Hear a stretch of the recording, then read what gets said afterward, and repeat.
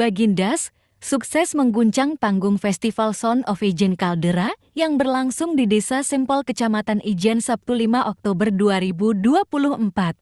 Acara ini digelar dengan latar keindahan kawah Ijen yang ikonik, menjadikan malam itu penuh dengan perpaduan antara harmoni musik dan pesona alam yang memukau. Sebagai bagian dari rangkaian promosi pariwisata Kabupaten Bondowoso, Sound of Ijen Caldera menghadirkan grup band nasional Bagindas. Selain penampilan Bagindas, Sound of Ijen Caldera juga dimeriahkan oleh berbagai atraksi seni tradisional khas Bondowoso seperti tarian daerah dan bazar kopi khas asli Bondowoso.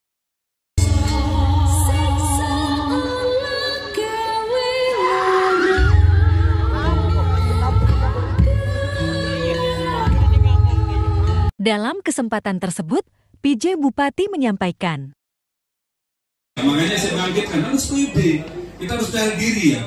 Ya kalau mau dibandingkan dengan fiskal jauh ya, tetapi ya tidak kemudian kita itu kemudian juga akhirnya harus begini terus. Nah ini kemudian kita undang beranikan di sini Bagindas malam ini, sehingga mudah-mudahan beliau-beliau yang hadir di sini akan menyuarakan keluar bahwa di Bondowoso ada sesuatu yang luar biasa.